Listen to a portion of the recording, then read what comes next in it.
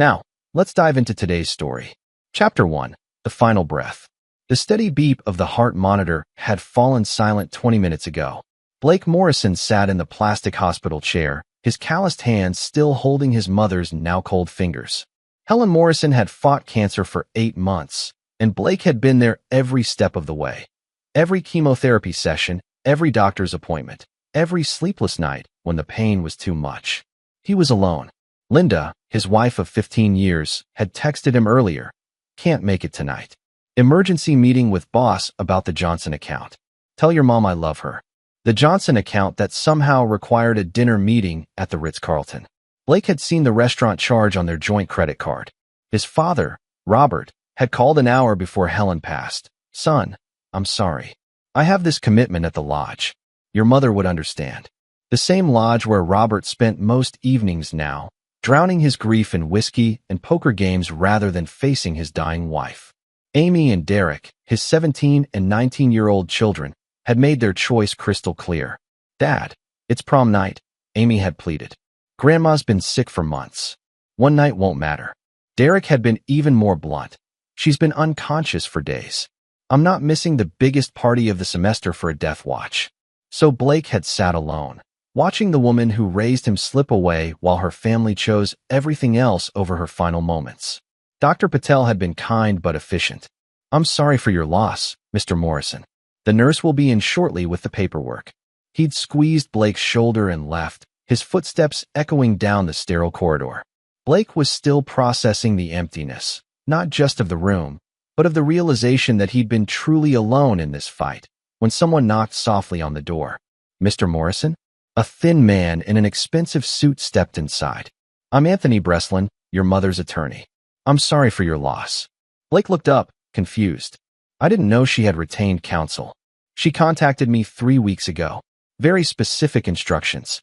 Breslin approached carefully, as if sensing Blake's raw emotional state. "She asked me to give you this immediately after." He paused respectfully. "After she passed." The envelope was thick, cream-colored, with Blake's name written in his mother's careful script. The weight of it surprised him. "She was very particular about the timing," Breslin continued. "Said it was important you receive this when you were alone, when you could process everything without interference." Blake turned the envelope over in his hands. "What's in it?" "I don't know. She sealed it herself and asked me not to inquire." Breslin adjusted his tie nervously. "She did mention that what's inside might be difficult to see. She wanted you to know that she loved you very much, and that everything she did was to protect you."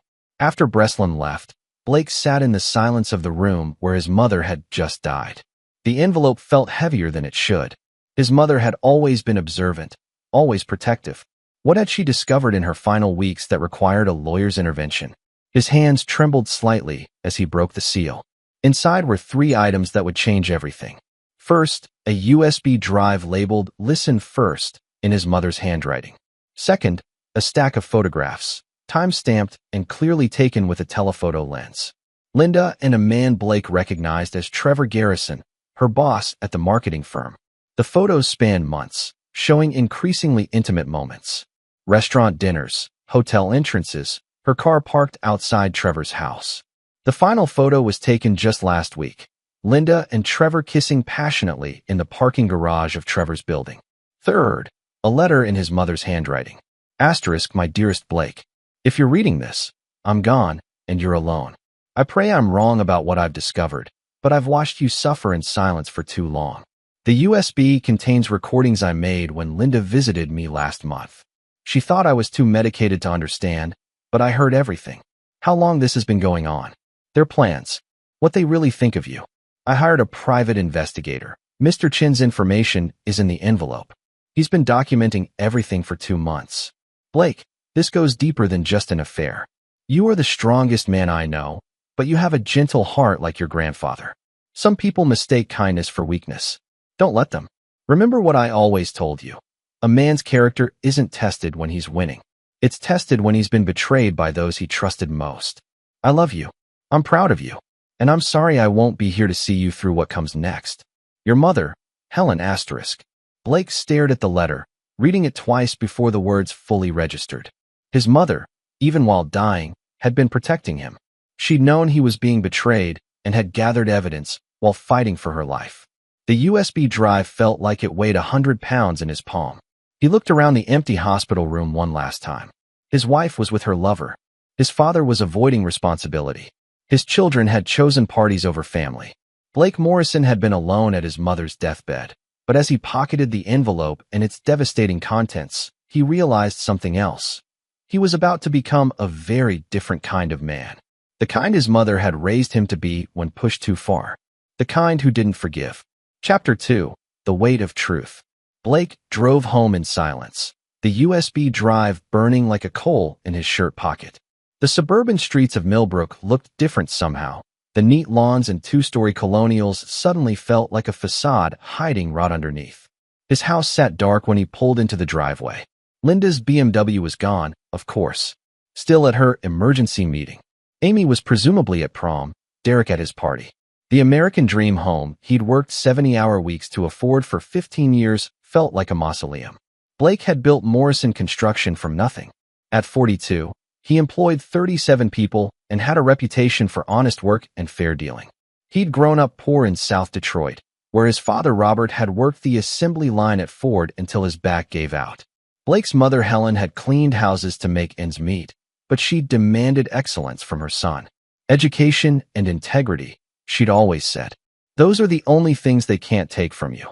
Blake had earned his engineering degree while working construction jobs, then slowly built his company from a one-man operation to the most trusted contractor in 3 counties.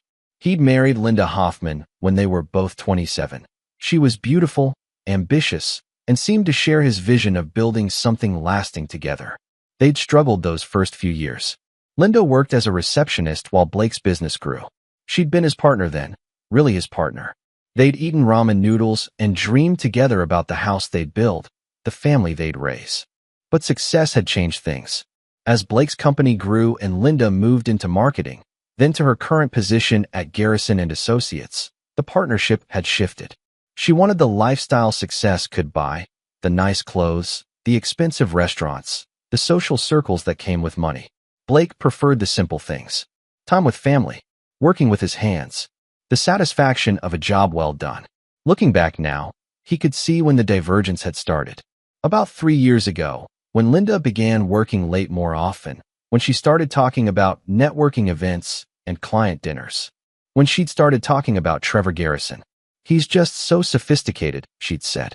He understands the business world in a way that... She'd stopped herself, but Blake had heard the implication. In a way that you don't. Trevor Garrison, 45 years old, divorced, ran the most successful marketing firm in the state. Blake had met him twice at company parties. Tall, silver-haired, expensive suits. The kind of man who'd never worked a day of physical labor in his life, but spoke with the confidence of someone who'd inherited his start. Blake sat in his dark kitchen and plugged the USB into his laptop. The first file was dated 6 weeks ago. His mother's voice, weak but clear. Linda, I appreciate you coming to see me. Of course, Helen. Blake wanted me to check on you while he was at the Patterson job site. How are things between you two? A pause. Then Linda's voice, different somehow. Colder. Honestly, I'm exhausted, Helen. Blake is a good man, but he's so limited. He thinks small. Always has. I've tried to get him to see bigger opportunities, but he's content with his little construction company. That little company paid for your house, your car, Amy's college fund. I know that. But there's more to life than just existing. Trevor shows me what's possible. Culture, real sophistication. Blake comes home with dirt under his fingernails and wants to watch the History Channel. Trevor takes me to the symphony, to art galleries. He sees my potential. Blake's hands clenched. There were more files. Months of recordings. Linda's visits to his dying mother had become confession sessions, as if Helen's medication made her a safe repository for secrets. Another file, more recent. How long have you been seeing him? Helen, you're not well. You shouldn't worry about. How long? 2 years. Really 2 years. It started as just business dinners, but Trevor understands me in ways Blake never has. Never could. What about the children? Amy and Derek barely notice what Blake does anymore. They're embarrassed by him sometimes, if I'm honest. At school events, when other parents talk about their jobs, Blake shows up in work clothes because he came straight from a job site. It's not his fault, but it's not the life I want anymore. So you'll destroy your family for a marketing executive? I'm not destroying anything. Blake will be fine. He's practical. Once the kids are out of school, we'll divorce quietly. He'll keep the business. I'll start fresh with Trevor. Blake doesn't even know how to fight for what he wants. He'll just accept it and move on. Blake had to pause the recording. His wife's voice, casual and dismissive, talking about the end of their family like a business transaction. She'd spoken about him to his dying mother with such contempt, such certainty that he'd simply accept being discarded. The final recording was from just last week. Helen, you look terrible. Maybe I should call Blake.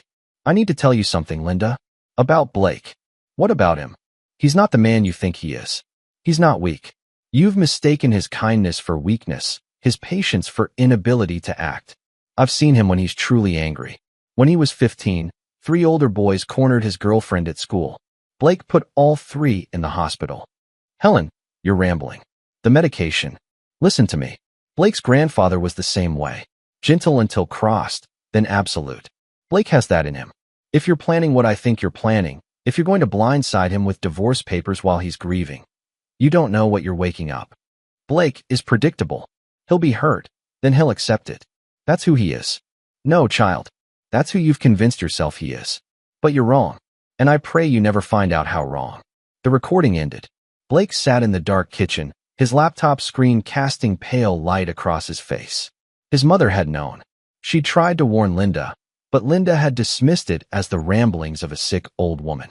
Blake thought about his grandfather, Henry Morrison, a quiet man who'd worked the steel mills until he was 70. Blake remembered one story his mother had told him, how Henry had discovered his business partner was cheating him, skimming money for months.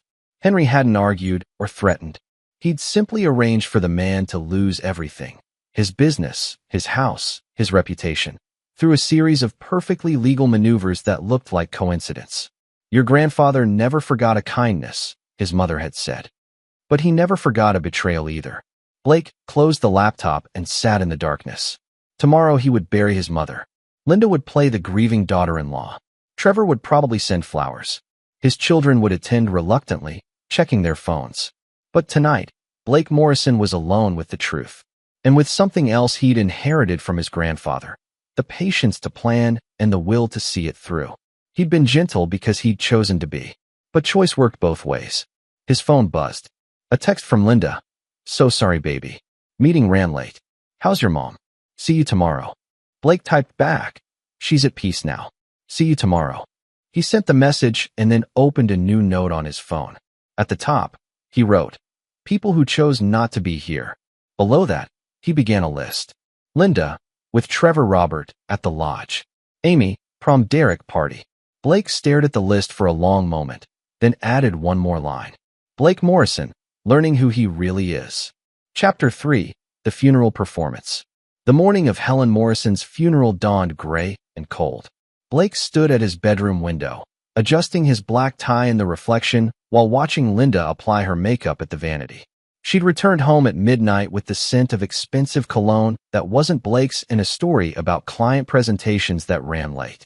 I still can't believe she's gone, Linda said, meeting his eyes in the mirror.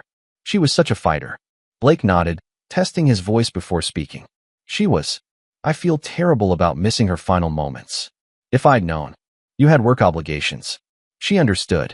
Linda's relief was visible. She'd expected anger, guilt, confrontation. Instead, Blake seemed resigned, even understanding. It confirmed everything she'd told Trevor about him. Predictable, passive, easier to manage than she'd feared. Amy stumbled downstairs in her black dress, still pale from prom night. Derek appeared 10 minutes later, hair still messy, clearly hungover. Robert arrived last, claiming his suit had been at the cleaners. Blake watched his family assemble, each carrying their guilt like badly hidden contraband. They all seemed surprised by his calm demeanor. They'd expected the Blake who'd always accommodated, always understood, always forgiven. They had no idea who they were really looking at. The funeral home was packed. Helen Morrison had cleaned houses for 40 years, and her clients had become family. Blake's construction crews came in force, along with half the neighborhood and dozens of people Blake barely recognized. His mother had touched more lives than he'd realized. Trevor Garrison stood in the back, wearing a perfectly tailored black suit. Blake watched Linda's eyes find him immediately, then quickly look away. Professional concern, she'd call it if asked. Her boss coming to pay respects. During the service, Blake delivered a eulogy that had people dabbing their eyes. My mother taught me that character isn't about what you do when people are watching. It's about who you are when you think no one sees. She lived with integrity every single day, even when it was hard. Especially when it was hard. Mom always said the measure of a person isn't whether they fall down. It's whether they get back up, and what they choose to do once they're standing. Blake's eyes found Linda's as he spoke. She smiled supportively, missing the deeper meaning entirely. After the burial, people gathered at Blake's house.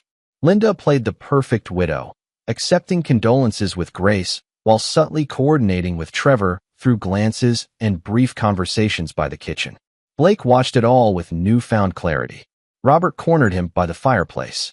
Son, I know I wasn't there at the end. Helen and things got complicated after the diagnosis. I couldn't handle watching her fade away. I understand, Dad. Do you? Because I feel like a coward. Like I failed her when she needed me most. Blake studied his father's weathered face. Robert looked older than his 68 years, hollowed out by guilt and alcohol. Everyone grieves differently. Your mother was the strong one. I was always just along for the ride. Robert's voice cracked. I don't know how to do this without her. For a moment, Blake felt the old sympathy.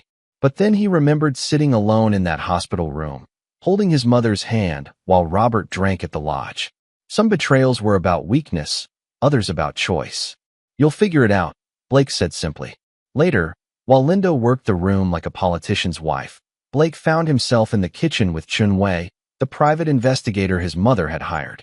He was a small, nondescript man who could disappear in any crowd. Your mother was very thorough in her instructions, Chun said quietly. I have everything she requested. Photos, financial records, communications.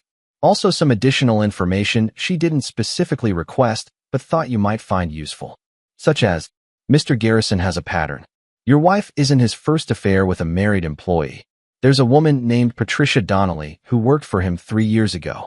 She left her husband, moved in with Garrison, then was quietly terminated 6 months later when he moved on to someone new.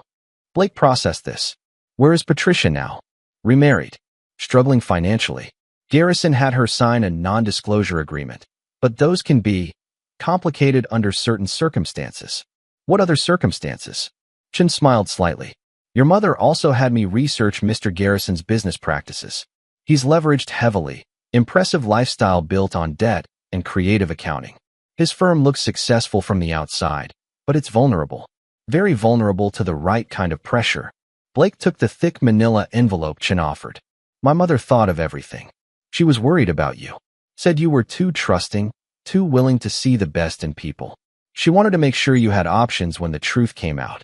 Through the kitchen window, Blake could see Linda and Trevor standing by the garden, maintaining professional distance while having what looked like an intense conversation. They thought they were being discreet. Mr. Morrison, Chun continued, your mother had one more request. She said if you decided to address the situation, I should offer my continued services. No charge. She prepaid everything. Blake looked at the envelope, then at the man who'd helped his dying mother protect her son from betrayal. What kind of services? Information gathering. Documentation. Sometimes people need to understand the full scope of their exposure before making important decisions. Chin's expression remained neutral. Hypothetically speaking, of course. Amy appeared in the kitchen doorway. Dad, Mrs. Henderson wants to talk to you about Mom's recipe collection. I'll be right there. Chin handed Blake a business card. My condolences again. Your mother was an exceptional woman. After Chin left, Blake stood alone in the kitchen where he'd learned the truth about his family just 16 hours earlier. Through the window, he watched Trevor help Linda carry folding chairs to the garage. Their movements were synchronized, familiar. They'd done this before. His phone buzzed with a text from Derek. Dad, leaving early. Josh is having people over. Thanks for understanding. Amy followed 20 minutes later, heading to Melissa's. She's having a tough time with her parents' divorce. I know you get it. Robert was next. Son, I need to head out. Lodge is having a memorial poker game for Helen. She'd want me to go, you know. One by one, his family abandoned him on the day he buried his mother, each with reasonable-sounding excuses. each confident he'd understand and forgive, because that's what Blake Morrison always did. By 6 o'clock, only Blake and Linda remained in the house. She was finishing the dishes, humming softly, clearly relieved the day was over. "Well, that went as well as could be expected," she said. "Everyone loved your eulogy. Very touching. Thank you. I know this is hard, honey, but life goes on. Your mom would want us to move forward." Linda dried her hands and turned to face him. "Actually, I've been thinking. Maybe we should take a vacation. Just the two of us. Get away from all this sadness." Blake looked at his wife of 15 years. She was already planning her next moves, probably coordinating with Trevor about how to transition their relationship from secret to public. A vacation where she could gradually introduce the idea of divorce, where Blake would be away from support systems and familiar ground. "That sounds nice," he said. "Where were you thinking?" Trevor mentioned this place in Napa. "Very romantic. Wine country." She caught herself. He mentioned it as a client recommendation for couples looking to reconnect. Trevor, of course. Blake nodded thoughtfully. "Let me consider it. This week has been enlightening." Linda smiled and kissed his cheek. "I love you, Blake. I know I haven't been the wife you've needed lately, but I want to try. Your mother's death has made me realize what's really important." She headed upstairs to change, leaving Blake alone in the kitchen where his marriage had effectively ended the night before. But she was wrong about one thing. He already knew what was really important. Truth, loyalty, consequences. Blake opened Chin's envelope and began to read. By the time Linda called down that she was going to bed early, Blake Morrison had learned everything he needed to know about Trevor Garrison's vulnerabilities, Linda's timeline, and his own options. His mother had been right. He wasn't the man his family thought he was. He was the man she'd raised him to be. Chapter 4, The Foundation. Blake sat in his home office at 5 a.m., surrounded by financial documents, photographs, and 3 different legal pads covered with his careful handwriting. He'd been planning for 6 hours straight, and the scope of what his mother had uncovered still staggered him. Chun Wei's investigation revealed that Trevor Garrison and Associates was built on a house of cards. The company showed $7 million in annual revenue, but the reality was leverage upon leverage. Business loans secured against personal assets, credit lines maxed to maintain appearances, and client accounts that existed more on paper than in reality. More interesting was Trevor's pattern. Patricia Donnelly had been exactly what Chin suggested, a married employee who'd left her husband for Trevor, only to be discarded when someone new caught his eye. But Chin had found 2 others, Jennifer Walsh and Monica Reeves, all marketing employees, all married when the affairs began, all eventually divorced and unemployed. Trevor Garrison collected other men's wives like trophies. Blake's phone buzzed with a text from Linda. "Left early for client breakfast. See you tonight. Love you." It was 7 a.m. Blake checked their joint credit card account online. A charge from the Marriott downtown, posted at 11:47 p.m. the previous night. Room service charged at 12:23 a.m. for 2. While Blake had been planning, his wife had been celebrating. Blake showered, dressed in his work clothes, and drove to the Morrison construction office. His secretary, Dolores, had worked for him for 8 years and ran the business side with military precision. "Blake, I'm so sorry about your mother. She was a wonderful woman." "Thank you, Dolores. I need to discuss some business changes with you." They spent 2 hours reviewing contracts, schedules, and financial positions. Blake's company was solid. No debt, strong cash flow, excellent reputation. Unlike some businesses, Blake had built something real. "I'm going to be taking a more active role in strategy over the next few months," he told Dolores. "Some personal situations require my attention. Of course, whatever you need." Blake's first stop was Millbrook Bank, where he'd banked for 15 years. The manager, Tom Patterson, greeted him warmly. "Blake, my condolences about Helen. She was special. Tom, I need to discuss some account restructuring. Privacy concerns." They spent an hour establishing new accounts, transferring assets, and setting up financial firewalls. Nothing illegal, nothing that would raise flags, but everything positioned to protect Blake's interests if his marriage imploded publicly. Next, Blake drove to Chin Wei's office in an unmarked building downtown. "Mr. Morrison, how can I help you?" Blake placed a photograph on Chin's desk, Linda and Trevor entering the Marriott the previous night. "I need you to accelerate your timeline. How long would it take to document everything?" "What everything?" Financial irregularities at Garrison and Associates. The pattern of relationships with married employees. Whatever leverage exists. Blake leaned forward. My mother said you understood pressure points. Chin studied Blake's face. Your mother was concerned you might be too gentle when the time came. I'm beginning to think she underestimated you. How long? 2 weeks for a comprehensive profile. Less if you need specific information sooner. Blake wrote a check. Comprehensive. And Chun, I want to know about Trevor's ex-wife. The divorce settlement, custody arrangements, financial obligations. Everything. May I ask why? Trevor Garrison thinks he understands consequences. I want to make sure he's fully educated. Blake's next stop was the law offices of Martinez and Associates. Maria Martinez had handled his business legal work for 5 years. Blake, I was sorry to hear about your mother. She was proud of your success. Maria, I need to discuss asset protection. Hypothetically, if someone wanted to damage my business or personal finances, what would be the most effective approaches? Maria raised an eyebrow. Hypothetically, I want to understand my vulnerabilities. Recent events have made me realize I've been too trusting. They spent 2 hours discussing corporate structures, personal liability, and defensive legal strategies. Blake learned about prenups, which he'd never insisted on, community property laws, and how quickly a motivated spouse could cause financial damage. Blake, these are very specific concerns. Are you anticipating litigation? I'm anticipating truth. Sometimes that leads to litigation. By afternoon, Blake had constructed the framework for what came next. Financial defenses, information gathering, legal preparation. But the most important element was still missing: allies. Blake drove to Patricia Donnelly's address in Riverside, a modest neighborhood 30 minutes from downtown. She answered the door cautiously, a woman in her late 30s with tired eyes and careful posture. Mrs. Donnelly? My name is Blake Morrison. I'd like to discuss Trevor Garrison. Her face went pale. I don't know what you're talking about. I'm not a lawyer or investigator. My wife works for Trevor. Has for 3 years. I have reason to believe she's not his first employee relationship. Patricia started to close the door, but Blake continued. I know about the NDA. I know about the settlement. I also know about Jennifer Walsh and Monica Reeves. You're not alone, and you're not powerless. The door stopped moving. What do you want? To compare notes. And possibly to offer you something Trevor never did. Which is justice. Patricia Donnelly invited Blake Morrison into her small living room. And for the next 2 hours, they shared stories of Trevor Garrison's manipulations.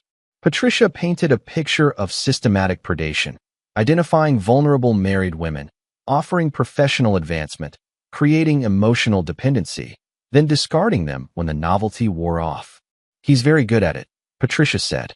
Makes you feel special, chosen. He understands exactly what's missing in your marriage and provides it. Until he doesn't. What happened when it ended?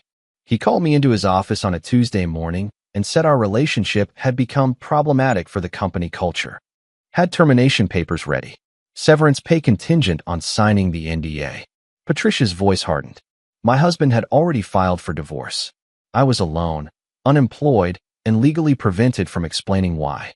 Where's Trevor's pattern now? Based on the timeline, your wife has maybe 6 months left. He's already cultivating someone new. He always is. Blake absorbed this. Linda thought she was special, chosen for her unique qualities. In reality, she was just the current rotation in a well-practiced system. Mrs. Donnelly, what would you say if I told you there might be a way to make Trevor pay for what he's done? Not just to you, but to all of you. Her laugh was bitter. I'd say you don't understand how this works. Men like Trevor don't pay consequences. They collect them. Blake stood to leave, then turned back. My mother died 3 days ago. The night she passed, my wife was with Trevor instead of at the hospital. My father was drinking at a bar. My children were at parties. He met Patricia's eyes. I used to think good people just had bad luck sometimes. Now I think bad people count on good people accepting that. He left his business card on her coffee table. If you change your mind about consequences, call me. Blake drove home as the sun set, his phone buzzing with missed calls and texts. Linda wondering about dinner plans. Amy needing money for school clothes. Derek asking to borrow the car. Robert wanting to discuss funeral expenses. Each message assumed Blake's availability, his accommodation, his forgiveness. None of them knew that Blake Morrison had spent his first day as a widowed son building a foundation for war. Chapter 5. The Trap Takes Shape.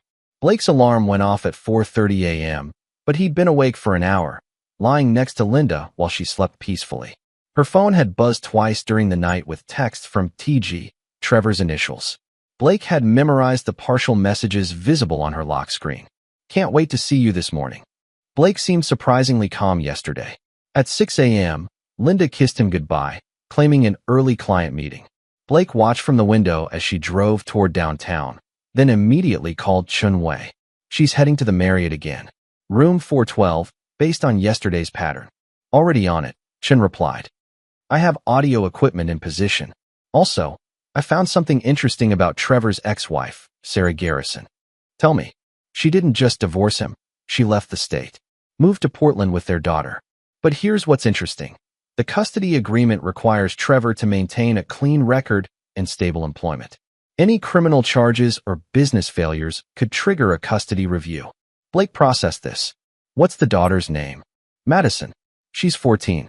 According to the court documents, she was showing signs of emotional distress during her parents' marriage. Sarah fought hard to get distance." Blake made a note. Trevor's relationship with his own daughter was another pressure point. "Chun, I need complete financial records on Garrison and Associates. Bank statements, loan documents, client accounts. Can you get them? That's more invasive than standard surveillance. My mother paid you to help me. Are you helping me or following the rules?" A pause. "I'll have what you need by tomorrow." Blake spent the morning at a construction site, but his mind was elsewhere. His crew noticed his distraction. Blake was usually hands-on, solving problems and checking details. Today, he seemed to be calculating something none of them could see. At lunch, he drove to Maria Martinez's law office unannounced. "Blake, is everything all right?" "Maria, I need to understand something. If a business is over-leveraged and someone wanted to accelerate its collapse, what would be the most effective pressure points?" "That's a very specific question. Humor me." Maria closed her office door. "Hypothetically, cash flow disruption. If a company is carrying heavy debt, any interruption in revenue becomes catastrophic quickly. Late payments from major clients, contract disputes that tie up funds, unexpected expenses that drain reserves. What about reputation damage? In service industries, reputation is everything. A few high-profile client losses can create a cascade effect. Other clients get nervous, credit becomes harder to secure, employees start jumping ship." Blake took notes. How quickly could something like that happen? For a leveraged company? Weeks, not months. Especially if multiple pressure points hit simultaneously. Maria studied Blake's face. "Blake, what are you planning?" "I'm learning how the world really works." That afternoon, Blake received a call from Patricia Donnelly. "Mr. Morrison, I've been thinking about our conversation. And you mentioned justice.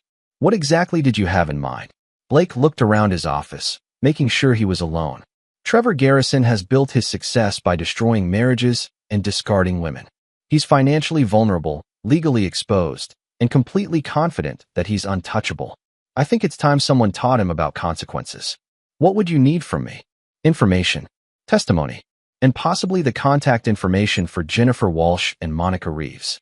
A long pause. "Mr. Morrison, if we do this, it has to work. I can't afford to make an enemy of Trevor Garrison and lose."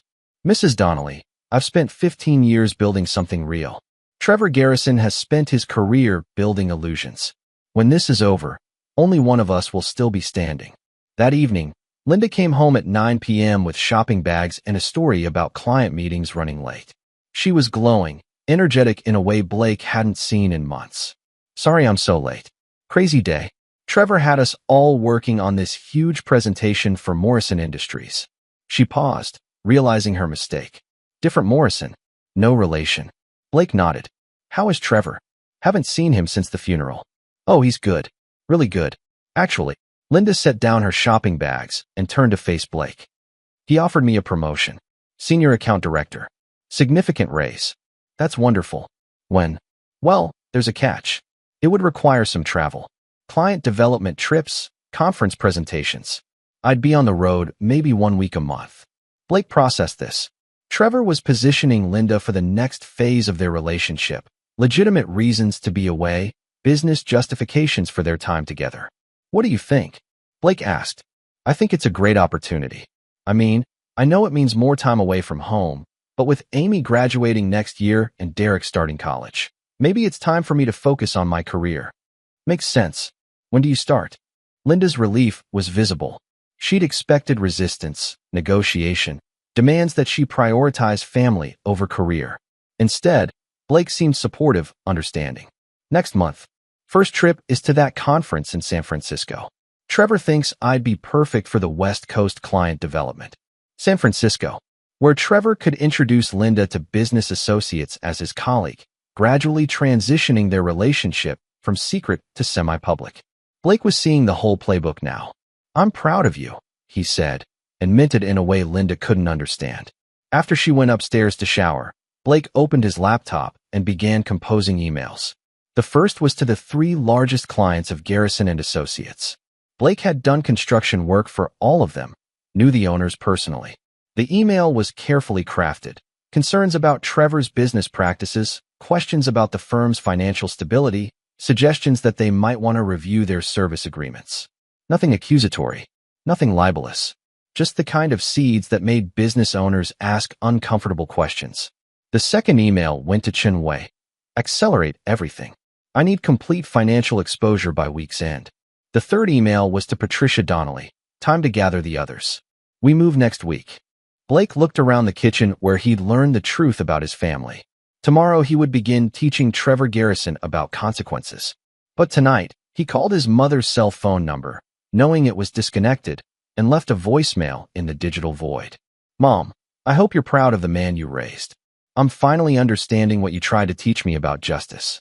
Upstairs, Linda was singing in the shower, probably thinking about Trevor, about San Francisco, about the new life she was building while destroying the old one. She had no idea that her husband had spent the day laying the foundation for Trevor Garrison's complete destruction. Blake Morrison was no longer the man who accepted betrayal quietly. He was becoming the man who made betrayers pay. Chapter 6. The walls close in. Trevor Garrison stood at the floor-to-ceiling windows of his corner office, surveying the city skyline while reviewing quarterly reports. Garrison and Associates occupied the top 3 floors of downtown's newest office tower, expensive real estate that projected success and stability. His intercom buzzed. Mr. Garrison? Patricia Donnelly is here to see you. She doesn't have an appointment. Trevor's jaw tightened. Patricia was ancient history, bound by NDAs and settlement agreements. Her showing up unannounced was concerning. Send her in. Patricia entered his office looking different than Trevor remembered. More confident, less broken.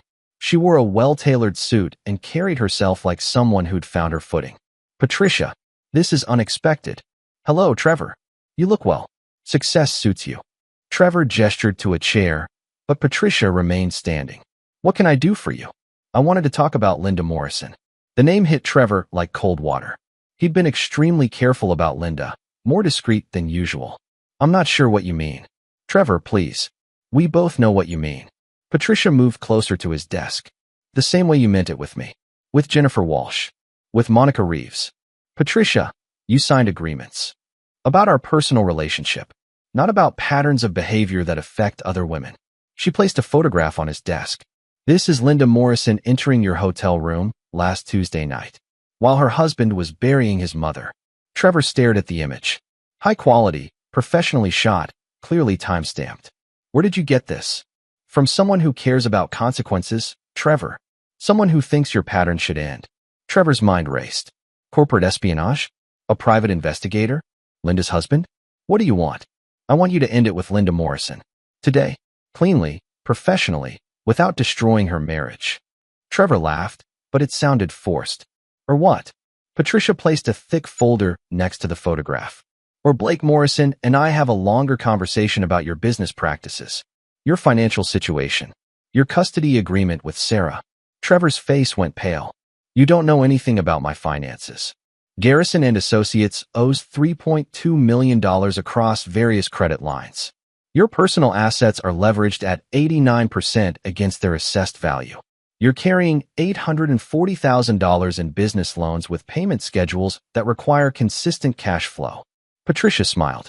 Your whole empire collapses if you lose 2 major clients.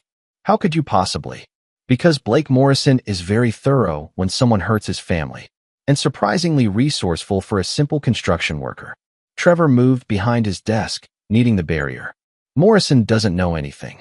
Trevor, Blake Morrison has been documenting your affair for weeks. He has financial records that would interest your creditors. He has testimony from 3 women about your employment practices. And he has contacts throughout the business community who trust his word over yours. The intercom buzzed again. Mr. Garrison? Robert Chin from Millbrook Financial is here. He says it's urgent regarding your credit line. Patricia checked her watch. That would be the 11:30 appointment. Millbrook just received some concerning information about your debt-to-asset ratios. They're probably here to discuss calling in your notes. Trevor stared at her. This is extortion. No, Trevor. This is accountability. Something you've never experienced because you prey on women who are too isolated to fight back. Patricia moved toward the door. You have until 5 p.m. to end things with Linda Morrison. Cleanly, professionally, in a way that preserves her marriage. And if I don't, then Blake Morrison stops being patient and starts being creative. You really don't want to find out what that looks like. After Patricia left, Trevor's carefully controlled world began fragmenting rapidly. The meeting with Millbrook Financial was brutal. They'd received anonymous tips about over-leveraging and wanted immediate documentation of all revenue streams. Trevor had 48 hours to provide satisfactory explanations or face accelerated payment schedules. At 1 p.m., his largest client, Henderson Development, called to schedule a meeting about service concerns and contract review. Henderson had been worth $2.3 million annually. At 2:30, his second-largest client did the same. By 3 p.m., Trevor realized he was under systematic attack. Someone with extensive business connections was methodically destroying his professional relationships. But how could Blake Morrison, a construction contractor, have this kind of reach? Trevor called Linda's cell phone. Hi, handsome. Miss me already? Linda, we need to talk. Today. It's important. Is everything all right?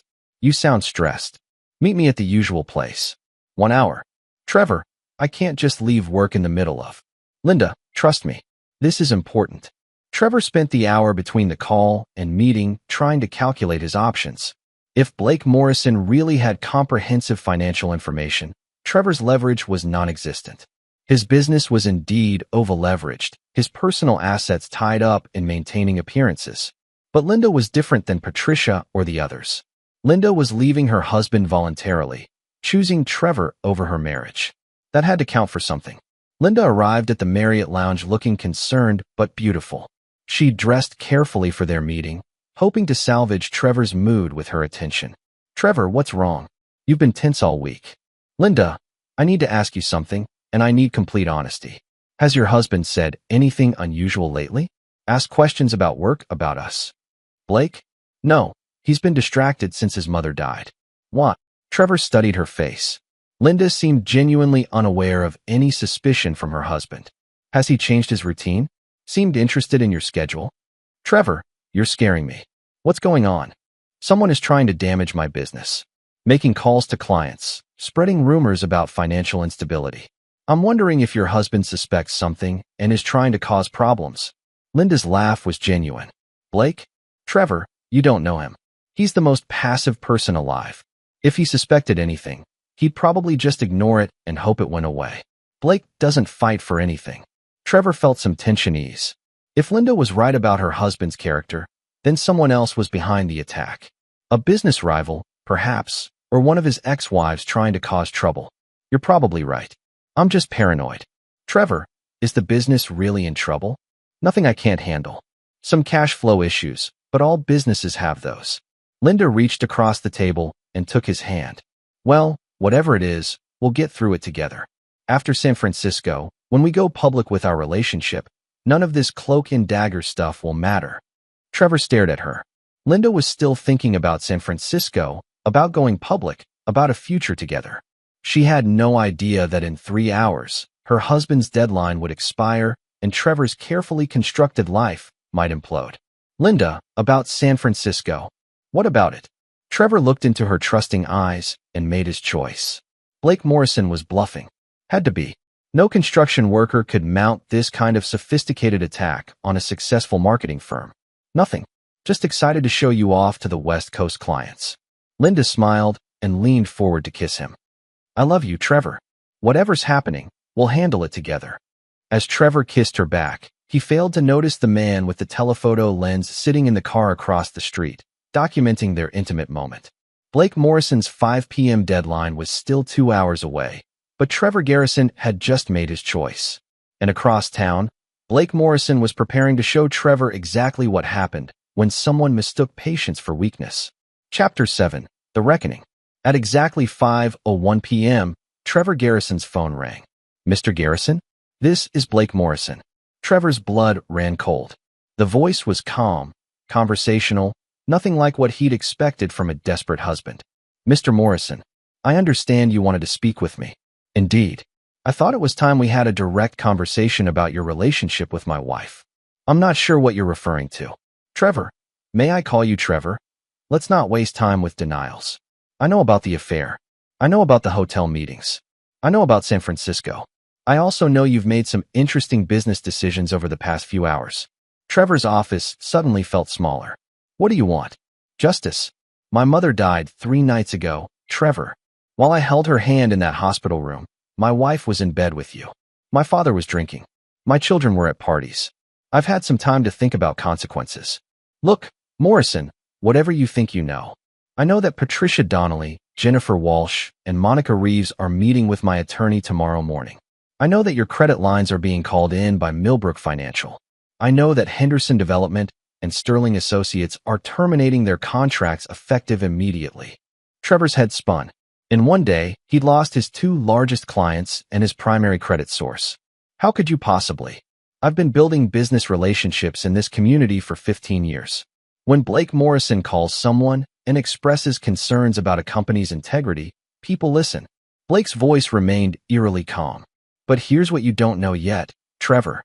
Henderson Development? I built their headquarters. Sterling Associates? I renovated their offices last year.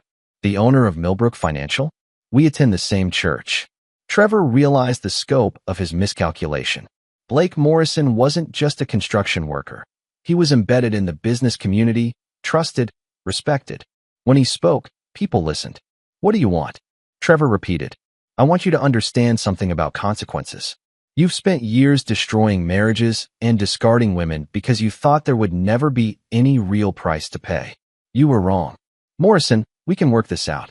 Man to man." Blake's laugh was cold. "Man to man. Trevor, you don't qualify as a man. Men don't prey on other men's wives. They don't build their success on other people's pain." Trevor tried to regain control. "Your wife came to me willingly. She's unhappy in your marriage, looking for something you can't provide. That's not my fault. You're absolutely right. Linda made her choice. And now she'll live with the consequences too." "What consequences?" "In about 10 minutes, Linda is going to receive a call from our attorney informing her that I'm filing for divorce. She'll also receive copies of every photograph, every recording, every piece of evidence documenting your affair. Our prenup is very clear about adultery, Trevor. Linda will leave this marriage with exactly what she brought to it. Nothing." Trevor felt panic rising. "You can't destroy my business over a personal matter."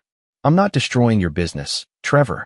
I'm simply allowing your creditors and clients to make informed decisions about your character and reliability. Market forces, nothing more. Morrison, listen to me. Your wife and I, we're in love. This isn't just some casual affair. We're planning a future together. I know. She told my dying mother all about your plans. How you understand her in ways I never could. How you appreciate her sophistication. How you're going to help her build a new life." Blake paused. "The same things you told Patricia, Jennifer, and Monica." Trevor's throat went dry. "That's different." "Is it?" "Patricia thought so too. Right up until you fired her and moved on to Jennifer. Jennifer thought she was special until you discarded her for Monica. Monica thought she was the one until you started targeting Linda. How could you know?" "Because I've spent the last week talking to everyone you've hurt, Trevor. Turns out, when someone cares enough to listen, people have a lot to say about your patterns." Trevor's intercom buzzed. "Mr. Garrison, your 5:30 canceled. Also, Mr. Chun is here again about the financial documents." Blake's voice carried a hint of satisfaction. "That's the forensic accountant, Trevor. Your creditors want a complete audit of your business practices. Should be interesting reading. Morrison, you don't understand. This will destroy everything I've built." "Yes, it will. The same way you've destroyed every marriage you've touched." Trevor played his last card. If you do this, your wife will never forgive you. She'll hate you for destroying what we have. Trevor, my wife stopped loving me the moment she decided you were more important than sitting with her dying mother-in-law. I'm not trying to save my marriage. I'm ending it on my terms. Then what's the point of all this? Blake's voice turned ice cold. The point is that some people need to learn that actions have consequences. You've lived your entire adult life believing you could take whatever you wanted from other people without paying a price. I'm here to collect on that debt. Morrison, please. We can work something out. What if I end things with Linda? What if I transfer to another city? I'll disappear from your lives completely. Too late for that, Trevor. You made your choice when Patricia Donnelly offered you a way out this morning.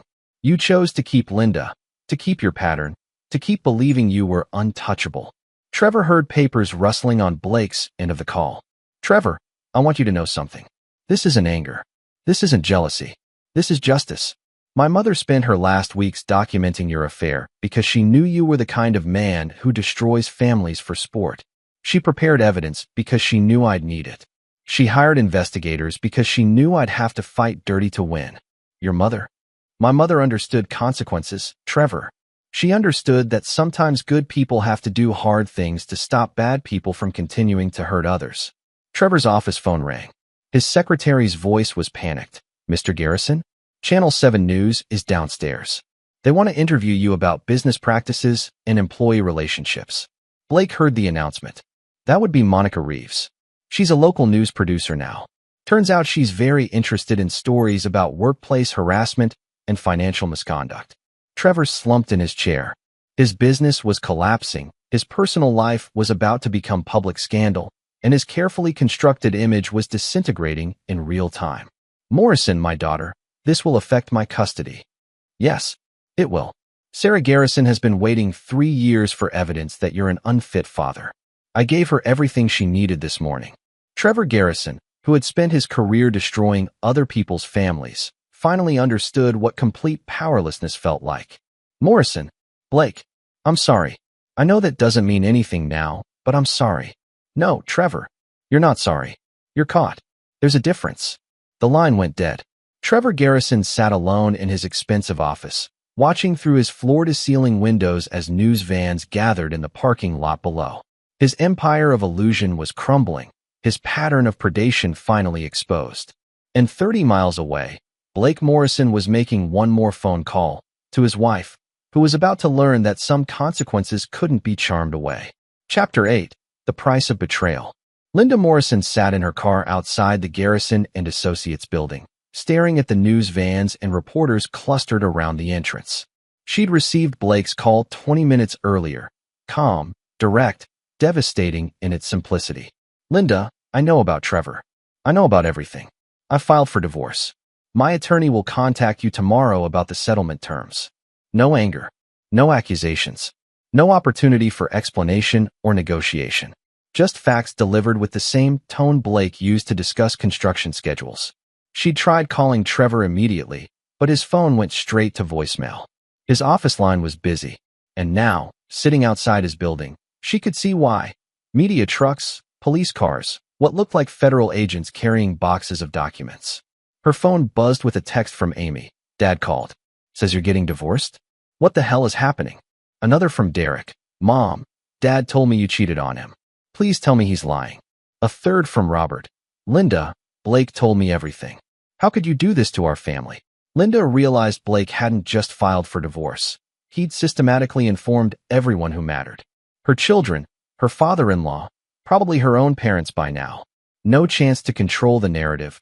No opportunity to explain her side first. She tried calling Blake back. The call went straight to voicemail. You've reached Blake Morrison. I'm not available to take personal calls. For business matters, please contact my office. Even his voicemail message had changed. He'd erased their shared life from his voice, speaking to her as he would to any stranger. Linda drove home in a daze, past the house she'd lived in for 12 years, up the driveway Blake had paved by hand when they were young and broke. The garage was empty, Blake's truck was gone. So was his toolbox, his clothes, everything that marked his presence in their shared space. On the kitchen counter, she found a manila envelope marked Linda in Blake's careful handwriting. Inside were copies of every photograph Chunwei had taken. Linda and Trevor at restaurants, entering hotels, kissing in parking garages. The images spanned months, professionally shot, time-stamped and dated. Her entire affair documented with forensic precision. Below the photographs was a legal document. Petition for dissolution of marriage. Blake was citing adultery and seeking full enforcement of their prenuptial agreement. Linda barely remembered signing that document 15 years ago, back when they had nothing worth protecting. She found the prenup in Blake's file cabinet, reading it for the first time since their wedding. The terms were stark. In case of adultery, the cheating spouse forfeited all claims to marital assets, business interests, and property. Linda would leave the marriage with her personal belongings and whatever she'd brought to it, which, 15 years ago, had been almost nothing. The final document was a restraining order preventing her from accessing their joint accounts, entering Blake's business property, or contacting him except through attorneys. Blake Morrison had spent 1 week completely dismantling their shared life while maintaining perfect emotional control. Linda's phone rang. Her sister Rachel, calling from Ohio. Linda, Mom just called me crying. She said Blake told her you were having an affair and getting divorced. Please tell me this isn't true. Linda broke down. Rachel, I don't know how this happened so fast. Last week, everything was normal, and now. Is it true? About the affair? It's complicated.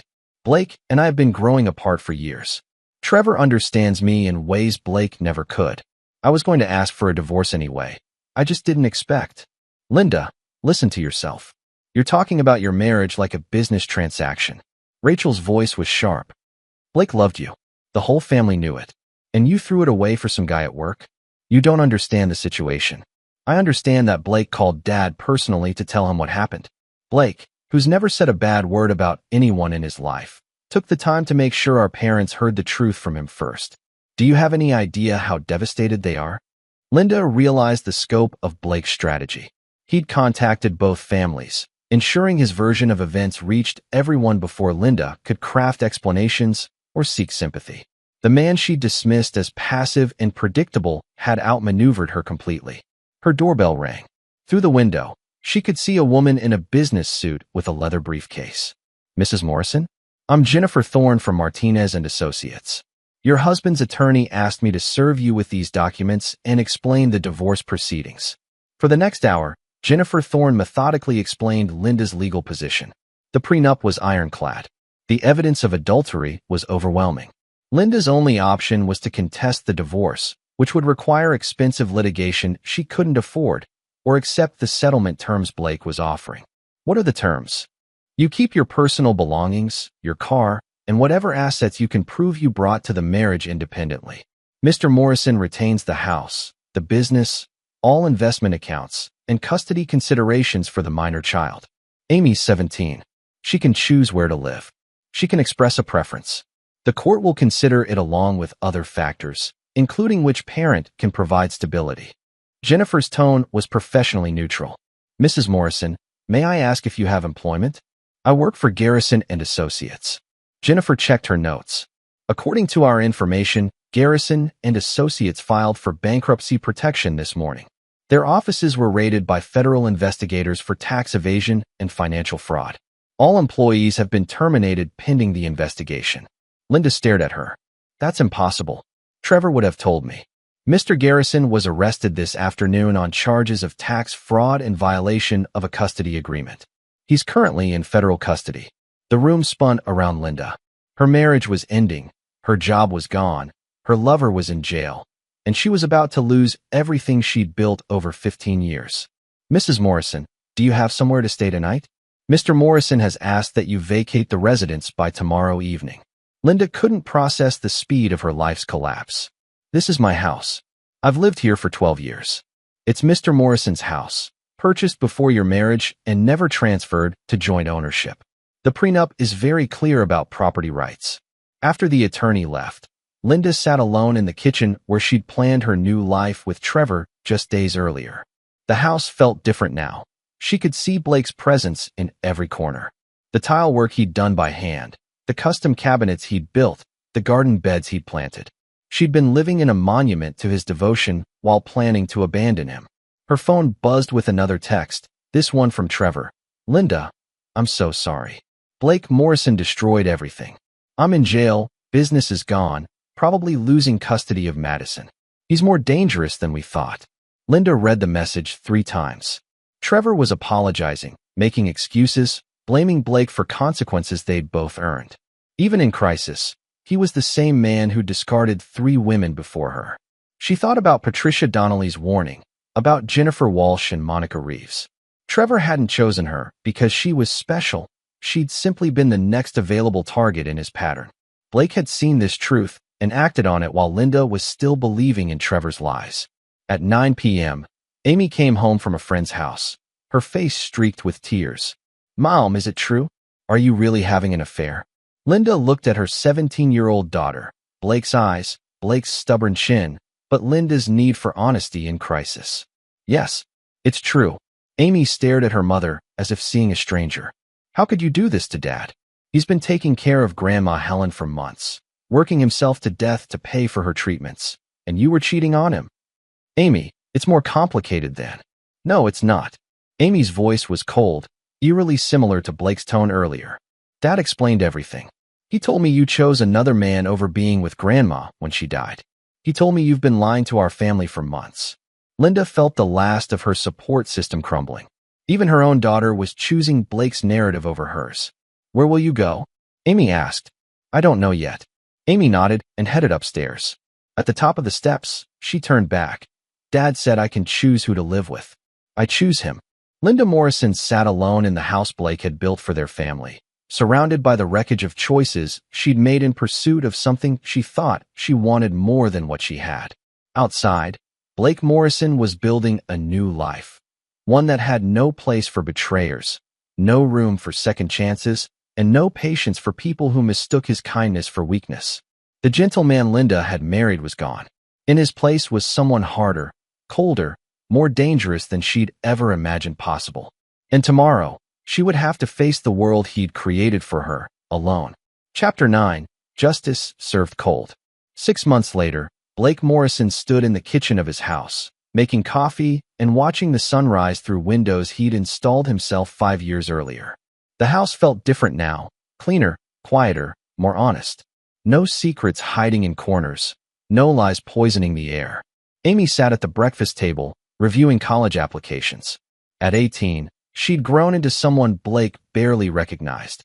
Harder, more skeptical, but also more authentic than she'd been before learning the truth about her family. Northwestern sent their acceptance letter, she said without looking up. "Full scholarship for engineering." "That's excellent. Are you leaning toward accepting?" "I think so. I want to build things like you do. Real things that last." Amy met her father's eyes. "I don't want to be like her." Blake understood the her reference, but didn't encourage it. "Your mother made choices. You'll make different ones." Derek had made his position clear 6 months ago, choosing to live with Linda in her small apartment across town. At 19, he'd absorbed his mother's narrative about Blake being controlling and unforgiving. Blake had accepted Derek's choice without argument, the same way he'd accepted everything else that followed the divorce. Some bridges burned cleanly. Others required distance to heal. The doorbell rang at 7 a.m. sharp. Chunwei stood on the porch with coffee and a manila envelope. "Good morning, Blake. I have the updates you requested." They sat in Blake's home office, where Chin spread out photographs and documents with the efficiency of a surgeon. Trevor Garrison pleaded guilty to tax evasion and fraud charges. 18 months federal prison, 5 years probation. His ex-wife Sarah was granted full custody of Madison. Trevor's visitation rights are suspended pending psychological evaluation. Blake nodded. And his business? Completely liquidated. Creditors recovered about 30 cents on the dollar.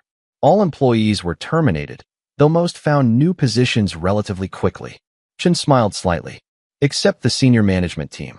Word gets around about association with fraudulent practices. Blake reviewed the financial documents.